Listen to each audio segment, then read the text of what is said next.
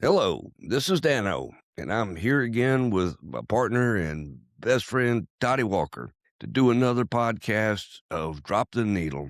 We're going to carry on tonight talking about not only music, but good music with maybe a throwback to one of the earlier podcast approaches where I kind of took the role of interviewing Toddy and letting him come back with some thoughts and comments on his side. And, we'll just see where it goes. We always roll into this pretty much off the cuff, if you can believe that. But we tend to find a way to make it an interesting conversation and hopefully bring you folks some good information, at least some thought provoking information. And as always, I hope that now that we're starting to put stuff on Facebook and YouTube, that you'll find a way to offer us comments and feedback, because that's really what helps us not only gravitate towards the things that you want to hear, but just do a better job in general.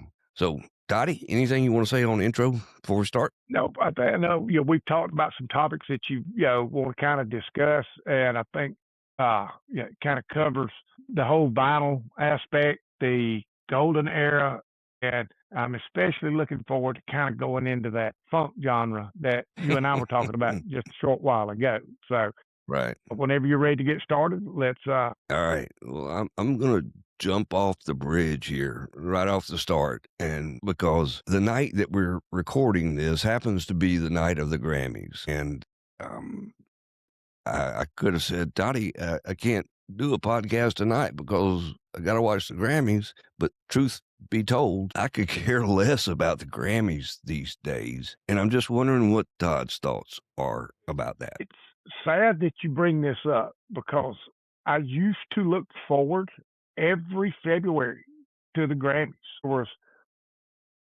great musical acts on them. Case in point, even to the '90s, Bob Dylan was on there, and him and his band were playing, and all of a sudden this dude crashes the stage and has soy bomb painted across his chest. I literally thought it was a part of the act. And Dylan's playing. He kind of looks at him, shrugs his shoulders, and keeps on playing. So that's what the Grammys were now. Well, they suck. Yeah, Well, there's a it's and when you start blurring the lines of genres, and is it rap? Is it pop? Is it country? They all sound the same. And I literally saw a country music artist whose name I have no clue, and he may be at the Grammys for all I know. But all he was doing on stage was backflips, and he got so out of breath that he couldn't sing. It was bad, and um, they were kind of faced with the same crap going into the Super Bowl for next week. yeah. Used to look forward to the musical guest at the Super Bowl, and Bad Bunny. Okay, that Mad Rabbit. Ain't real sure what to do with that. Listen, and I sent you the list. I know that you had the afternoon with the privilege of time in a deer stand, but I was looking at the list of nominees, and in some cases the winners. Johnny, if I could find one band or artist in that list that I recognized or meant anything to me, it was lost on me. It was just, what? And so just, man, throwing this to the big picture, what the fuck? How did we get here? We spent so much time talking about the golden era and the bands and the music that made such an impact on our lives. And now I'm looking at music, and I know people have different tastes. I recognize that, the things that I say are the best may not be what somebody else says is the best, but there is some redeeming quality to it. And at least, if you go back to that definition of quote, good music, and boy, that's a tough animal to drag down and define. But even music that I may not like, I can recognize as being good music. Recognize the quality that's there, even though it may not be the music that I want to listen to on a particular night.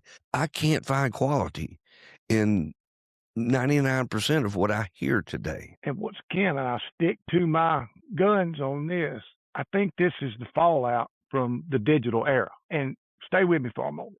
Okay. It used to be you went and bought an album and you put that album on, and I'll just use the phrase, you really got to know the record. You listened to it, you read along the lyrics, and that album became ingrained in you, and by extension, the artist at that point. Now it's a single, put it out, sell it. Yeah. And okay, this one sold. Well, I need that band to sound like this band because that band just had a record that sold. And so they're just rolling through these cookie cutter ordeals that, well, does not appeal to a certain demographic. Might be the best way I know how to put it. And I'm And sure when people heard and saw David Bowie in the early 70s, they were probably, holy shit, what is this? But it didn't take long to realize the talent. He might have been off the wall bizarre. He but you was, saw something there. You a saw humble something there. guy who, like I said, was just talented and all. And I don't Yeah. know if we get that now. Yeah. I agree with you, Toddy. It's that, okay, so maybe somebody's breaking new ground, and in breaking that new ground, it takes a little while to realize or recognize where are they going with this? What are they doing? And then all of a sudden you recognize that while I may not have ever heard anything like that before, kind of like it. And then the more you listen to it, the more you realize that they broke down a wall. They broke down a wall, and they carried music in a direction that it's never been. Yeah.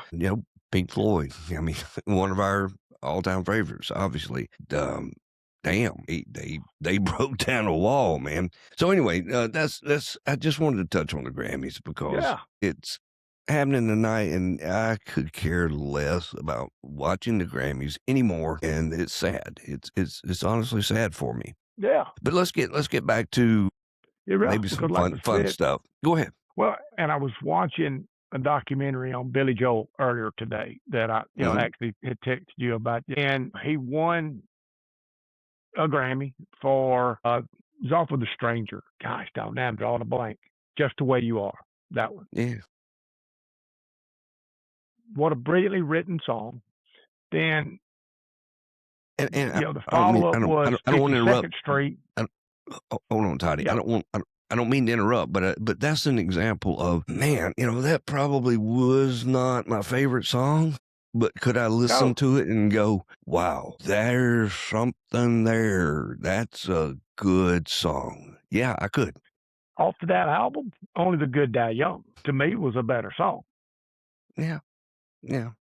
But that one, and then he follows that record up with 52nd Street, then Album of the Year. And these were records that people still, and songs people still listen to today. Right. And we're pushing 45, 46 years from when they were released.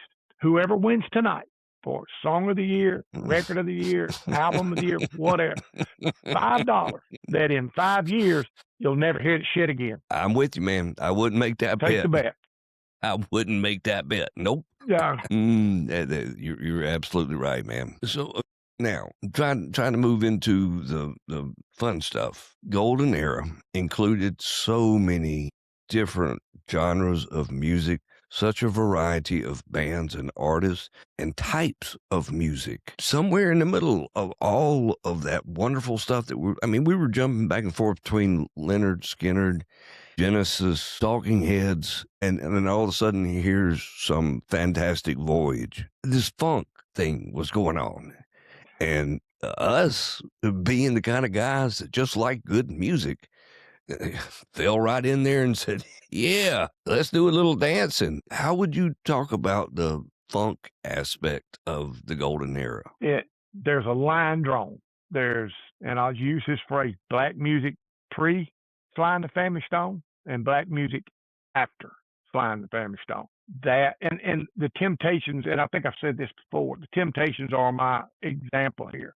Prior to Sly, we had My Girl, Just My Imagination, Wish It Would Rain, which are incredible songs, no question. All of a sudden, Sly and the Family Stone hit with the Stand record. And they've got Everyday People, which was an absolute game changer. And Right. and once again, going back to the Temptations after Slime, and they came out. Temptations had to go, holy shit, we got to up our game. So now we've got Papa Was a Rolling Stone, Ball of Confusion, Psychedelic Shack. That's where the shift came about. And that shift led to Parliament, Funkadelic, Bootsy's Rubber Band, Brick, Lakeside, Slave. I mean, on and on and on. And what was different between funk and disco? What you think? Disco relied on a recipe of 1-4 beats and just a particular style of rhythm. It was a dance-based type of music. Sure. It was invented to cause people to have the opportunity to know when to move their feet. And that's a whole lot different than funk. Which was centered around the bass line. Sure. And Yeah. I do think those bands that were funk bands, no disrespect to disco, by no means. They were funk bands were better musicians. The Brothers Johnson, you had Thunder Thumbs and Lightning Licks, who was as good a bass player and as good a rhythm guitar player as you'll ever find. Think about Stomp. Yeah. Strawberry Letter 23. One of my all-time favorites. Yeah. I mean, so, the band Slave had the song Slide, which was what? A 9-minute grab you by the gonads. I'll try to clean up my language tonight. That seems to have been, I got called out on that one, but I punch you in the gut song. And like I said, every one of them got to tip your hat to Fly. But you hit on something that I don't know how to wrap it up, but musicality is a word that comes to mind. Yeah.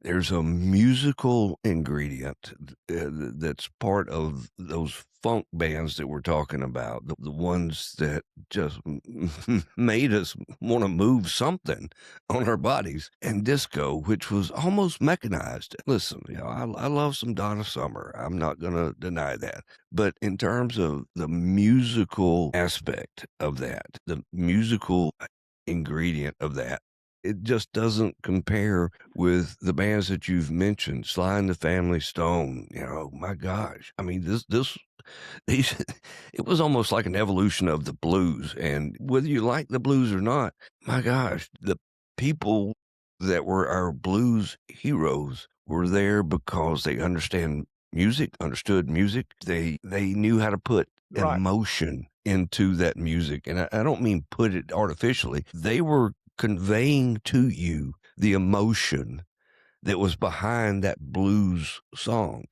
And that's not what disco was about. Well, absolutely. So another topic that I want to touch on, Toddy, is we talk a lot about the golden era, and we've defined that, 68 to 83. I don't know. That front end is always a little wavy for me because it's hard to draw a line there. And maybe that's right. I mean, I don't think that there is a hard defining line. Well, on let the me interject exit with side this. of that. Yeah, sure. In this timeline that you're talking about, 8 tracks were how we all listened to music in the car. Unfortunately, yes. We'll get to cassettes here in a few years, but at this point in time, early on, it was 8 tracks.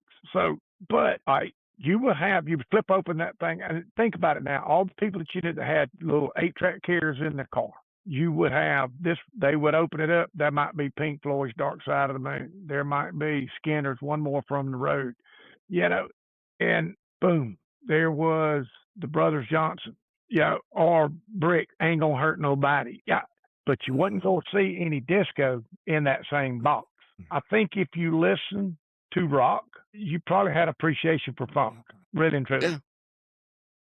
And Mother's Finest. I do think both of them are rooted in the blues, and maybe that's it. Maybe if you like A, you're going to like B. And we know disco wasn't rooted in the blues. No, it wasn't. Does that mean... That's why I use the word mechanized. I like mechanized.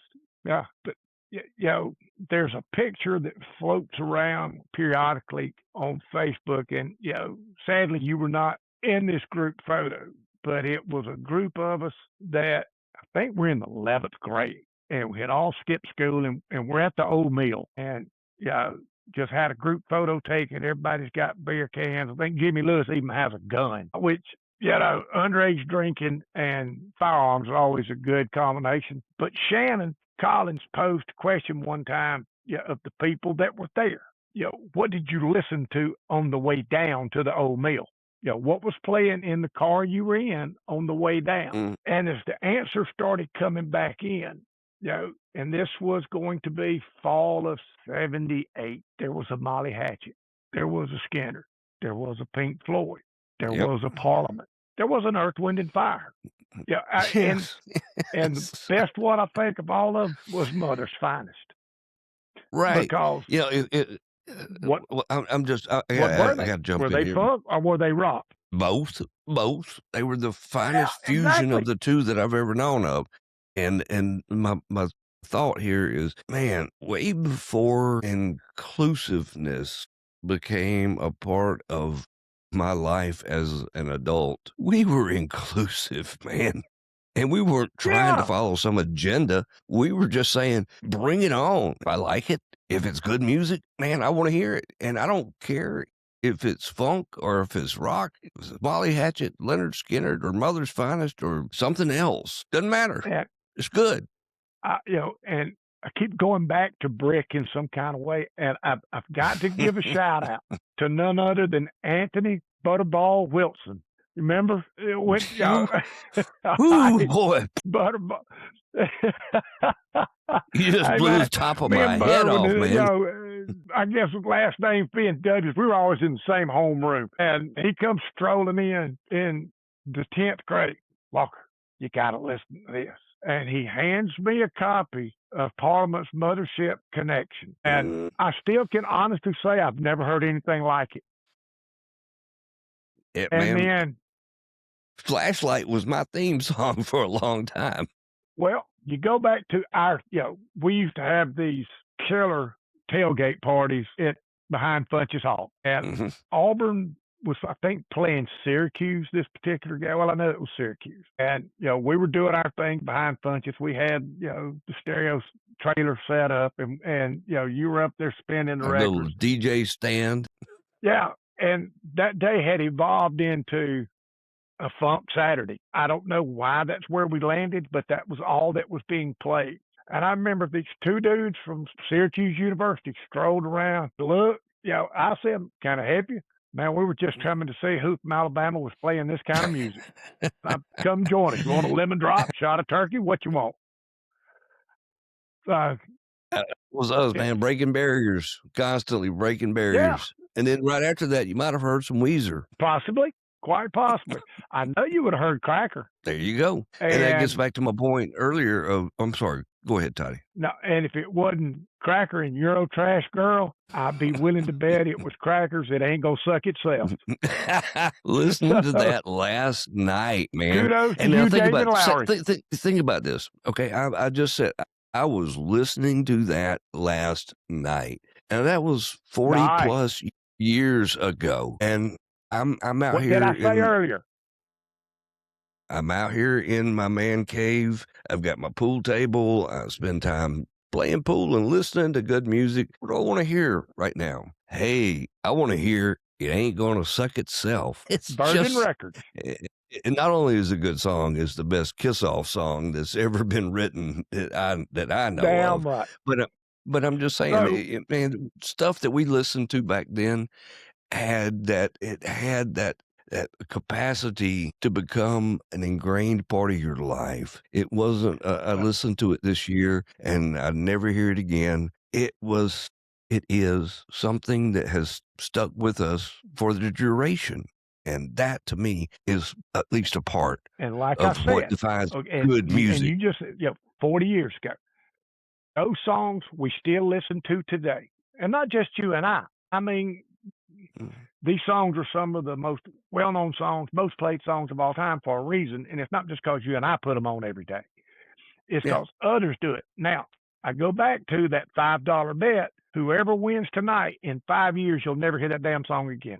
So, and I'm gonna keep okay. hammering If on you that put it because that, that proves my point. I'm sorry, Toddy, but I may have misinterpreted or misheard how you phrased it earlier because, yeah, I'd bet you $5 that you're right on that. I'd bet you a lot more than $5 you're right. Yeah, so but that solidifies what we keep pointing to as the golden era.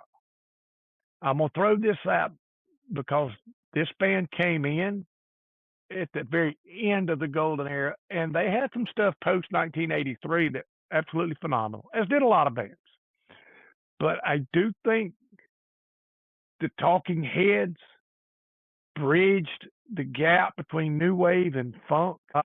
That was about the funkiest damn white band I've ever heard in my life. No doubt. No doubt. Yeah, Yeah. and if somebody put on Stop Making Sense, yeah, and you'll see what I mean. Yeah. And then when you get to, yeah, well, you just said it. I mean, obviously it's a song, but it's also an album, a double live album. And that you listen to it and you just go, holy crap.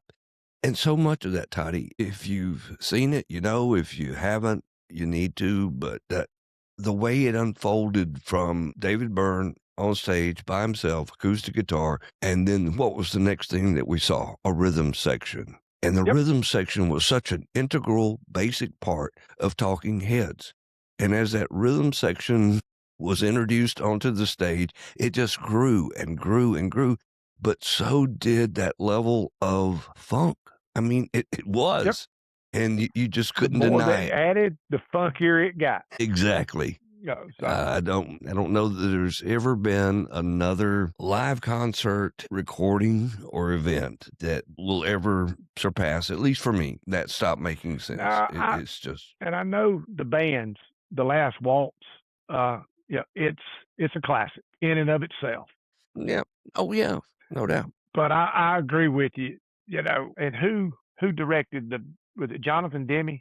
I think so. What he done with Stop Making Sense is well, it's never been equaled. I'll say it that way. Yeah. And yeah, it was what maybe a couple years ago. It was re-released in the movie theaters, and me and Trent went and watched it. There was only like us two and two others in the theater, but it was done in Dolby IMAX. and big screen. Yeah, it IMAX. was just an incredible experience. So, Yeah, I hear you, man. It was in our lifetime. There are certain points in time that you just, you know, I think everybody, well, not everybody, people that really appreciate music on the level that we do can always point to Pink Floyd at Pompeii and say, wow, that was a moment. That was just seismic. And it was, you know, but that sure. stopped making sense. That was just something that it was supernatural. Which brings me now to next point that I want to talk about, and that is going back to our Drop the Needle name change and the vinyl context behind that. Personally, I lost track, sadly, for a few years with my vinyl collection. Everybody got so enamored with CDs and the crystal clarity that CDs and the digital realm that they existed in brought. And, you know, in the beginning, it really did. It just seemed like, wow, this is something that is absolutely amazing. And then you start to realize that in producing that digital version of a song, you were losing part of the soul of what was originally Yeah. recorded in the studio when those musicians played those instruments. And it's just an artifact of the technology. I mean, the way that we were allowed to receive digital music in the form that we got it was through the compression and the use of computers to say, well, you don't need that fourth thing in the 64 bits. So we'll throw that one out. And you don't need that third thing in the 64 bits. So we'll throw that out. And before you know it, you've got this really clear sounding thing that has no soul. And gladly, happily, go. I have reconnected with that whole vinyl reproduction of music. And today, Now, it's not just me. do It's you not just remember me. what was the first album you ever bought? Aerosmith, Toys in the Attic. Nice one to start with, for damn sure. Point there too is, and that record is still considered to this day. When did it come out? 76, give or take. So it's 50 Yeah. years old. Right? Um, Boy, 50 years. Walk This Way, Sweet Emotion are still, well, top of the heap. Yeah. But what I I was will driving always at, maintain that in the millions of songs that are not only in my head but in my memory, gosh, man, Sweet Emotion, best rock song that's ever been played. That's my opinion. arguably, I'll agree. Yeah. And it's funny. Arguably, I'll agree. Well, but and here's why I'm gonna say it that way. Just this past weekend on what is it, Axis TV? They did the top hard rock songs of the '70s, Hmm. and Sweet Emotion come in at number 9. And I disagreed with his placement on that list quite emphatically. Barracuda was, I think, number 7. And don't get me wrong, I like the song, love Ann Wilson, but Not Barracuda's more not than better Sweet Emotion. than Sweet Emotion. Nope. I think you can. Zeppelin was at the top spot. I'm trying, yeah, which I think they had 2 in the top 10. I don't remember now which one was actually number 1. Stairway, I would imagine. Stairway's kind of like Freebird. I've heard it enough. Yeah. Good song, but Right. give me When the Levee Breaks all day long. Misty Mountain Hop. I much prefer that to Stairway. But to me, Sweet Emotion's top 3 easily, easily. For me, it And embodies not only in the instruments, the way they're played, the arrangement, it's the lyrics, it's the attitude. bingo. And It's if the for no other attitude. reason than this one line, standing in the front just shaking your ass, that is fucking brilliant. Brilliant. What, I take you backstage, you can drink from my glass. That's Yeah, my so, point, man. It's the whole attitude thing.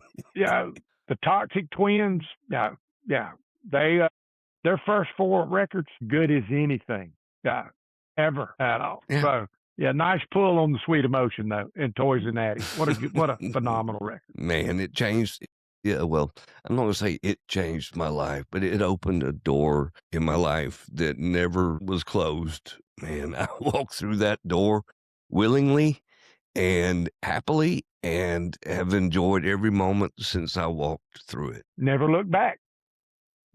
That's it. Oh, no regrets. That is it. So I think, hold on, just while we're talking about this, I started all this with talking about vinyl and the fact that today there is an opportunity to enjoy things on vinyl. If you didn't have them in the past, they're being reproduced on vinyl today. And on top of that, Yep. because of this magic 50-year thing that's happening, 50 years, I'm going to tell you, man, 50 years was a hell of a time.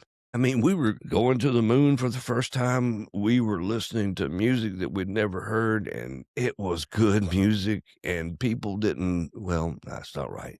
People appreciated it, but 50 years later, and given the landscape of music today, look back and go, holy crap, can we go back and hear some of this kind of stuff again?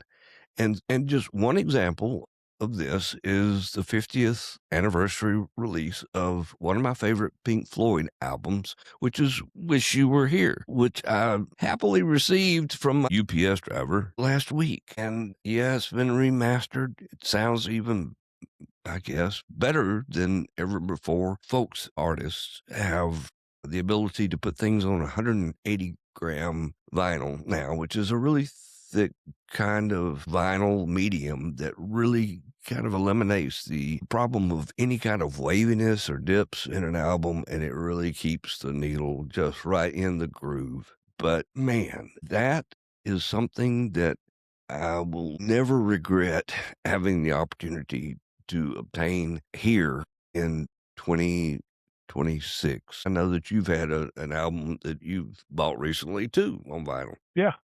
Kind of like following that same format. Things are coming back around, and albums that I've had that I've lost over the years for whatever reasons, you got the opportunity to replace them. That's been kind of fun to kind of just recreate your old record collection, and I'll keep grabbing them up as I can.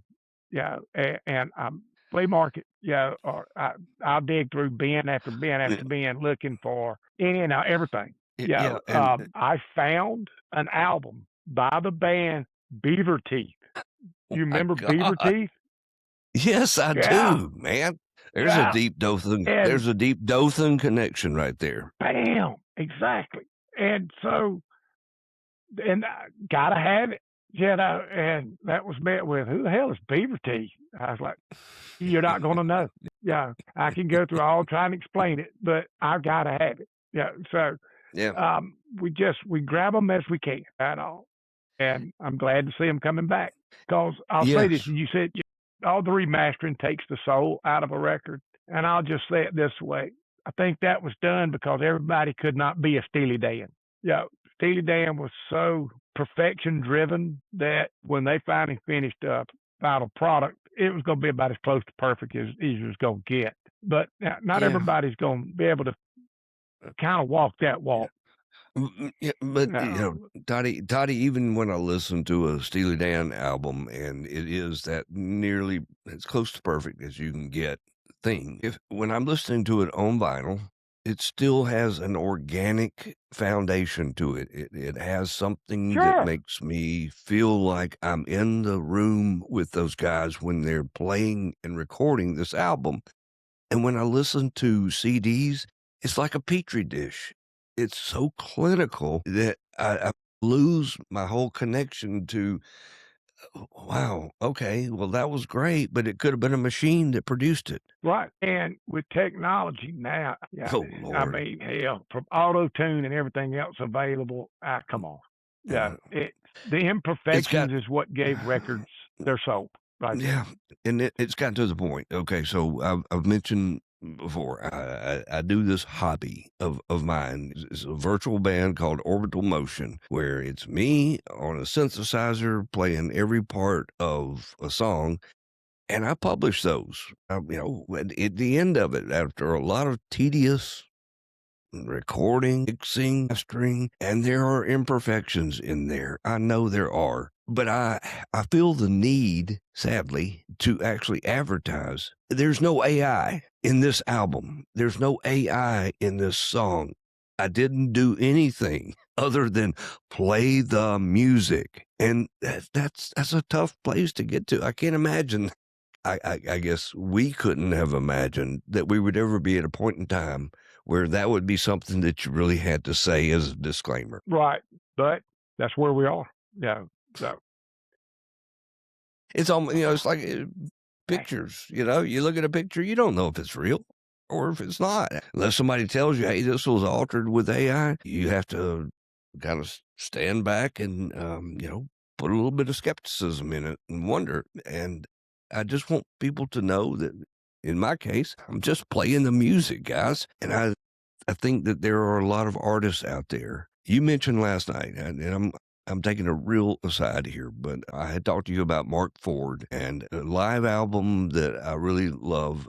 I love that guy, period. But there's a live album that he has, and I don't know who mixed it, but by gosh, the bottom end of that album will rip your face off if you're not careful. It is just boom. And I assure you, there is no AI in that recording, in that mixing. And as you said, he's a guy that you see him live, it would probably be better than what you heard on a record. yeah, yeah.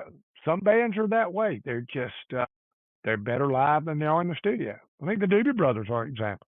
Yeah, they were a live band. Yeah. So, Yeah, yeah. I know their latest album, as much as I listen to the songs and I go, that's a good song. I like that song, but it's just it doesn't have that soul that right.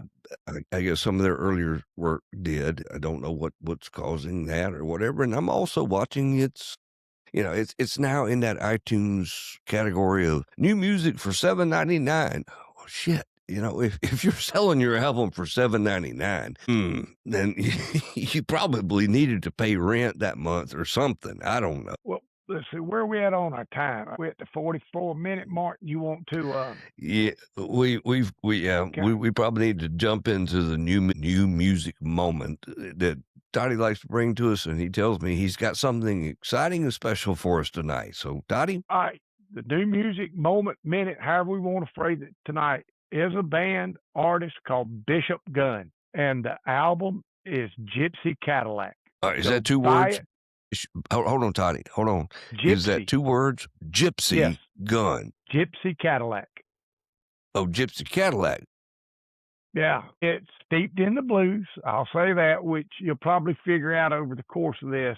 That seems to Boy, be I'm my so wheelhouse of what surprised. I like. Yeah. So, but the guy, it lyrically is fantastic. It's like I said, Bishop Gunn, Gypsy Cadillac. Check it out. Down, just go listen to. There's a song on there. Isn't it a shame? Give that one a listen, and then let me know what you think at all, because I think you'll be Will do. pleasantly surprised. And this is the one thing that, and I say this every week, that this podcast has done. It's forced me to listen and see what else is out there. And there's good music out there. You just got to find it. And luckily, I found Bishop Gunn. Yeah. So that And kind I of goes think the back album to was the released in mid 2025. kind of So goes back to the comment I check him made out. earlier, Toddy. It kind of goes back to the comment I made earlier, Toddy, about the fact that, even though we focus on golden era and 1983, good music didn't end in 1983. That's just when the golden era of music in our minds ended. Post Yeah. 1983, there is still a lot of really good music that has been produced and is being produced. It just gets harder and harder to find, but Right. it is there. And you mentioned Cracker earlier. My gosh, I'm going to just share real quickly, for folks listening. I'm a huge Cracker fan, and to the point where, as we near the launch of the Artemis 2 rocket, which, going back to Artemis 1, caused me to drive down to New Orleans to the Michoud Assembly Facility to see the core stage of that rocket being assembled. That was 10 hours of driving. I put on one playlist, and I had 10 hours plus of Cracker that I listened to. I never heard the same song twice. It's just an indication of the fact that All right, there let me ask you are this. bands. Yes, sir? Could you have done those same 10 hours and listened to Cardi B? No. Okay, I I'll couldn't have rest my done case. 15 minutes. I couldn't have done 15. Don't know if she's That got 15 minutes. I don't. I don't know. But that's my point. And she may be up for a Grammy tonight. Who the hell knows? she probably won Uh, one. I don't know, but no. I mean, it's just to say that Cracker's not the only example. There are dozens and dozens of others, and I'm not going to read you the list that I've got in front of you, but I'm just saying there's good music that's out there that's still being produced, and in some oh, yeah. cases, it's new And like I bands said, that are and coming I along. think give Bishop Gunn a try. And like I said, Yeah. the album Gypsy Cadillac. Me knowing your musical taste, you'll like it. And that's the fun part of, I guess, sharing these bands, that, whether it's just between you and I or whomever else may listen to this and go, well, let me see if Walker knows what he's talking about. And they'll either come back with, I'm full of shit, or you know what, they are pretty good. But that's the beauty of this. Yeah. So I'll have to do a lot of editing on this one, I'm sure, to get us back into some reasonable time. Well, let me jump into something on my side, Toddy. I'll have to do a lot of editing to get us back into some sort of a reasonable box for the time on this one. But I don't know if there are folks out there that have watched Stranger Things, the series Stranger Things. Bizarre series. Interesting. Great. Yes. But the one thing that strikes me about that series is it really focuses and utilizes, even in the storyline, the ability of music to reach top level, multi dimensions. You've got a town and you've got this quote upside down. Different dimension. People get abducted and carried into the upside down by monsters. But reaching from one dimension to the other is music. That's what they have found is the way to reach somebody who is between those two dimensions. And it just amazes me that there was an awareness of the power of music that's brought into that series and the ability of music to reach across dimensions. I don't know, Toddy. That's a tough subject to cover in 60 seconds, but I just wanted to at least mention it, touch on it. Oh, yeah. There's a radio station called the SQK. It could be in the DIG. I don't know, but it was a means for people in one dimension to reach across and communicate, connect with someone in a different dimension. And whether it's that or the time machine or any other aspect of what we have talked about, music being capable of doing, music is a powerful thing. And that's why we're here doing this podcast. Absolutely. And we Scotty, I need enjoyed it, more man. of it. Absolutely. Yes, That's it. Have a good one. As always, it was fun, my brother. enjoyed it, man. Have a good one.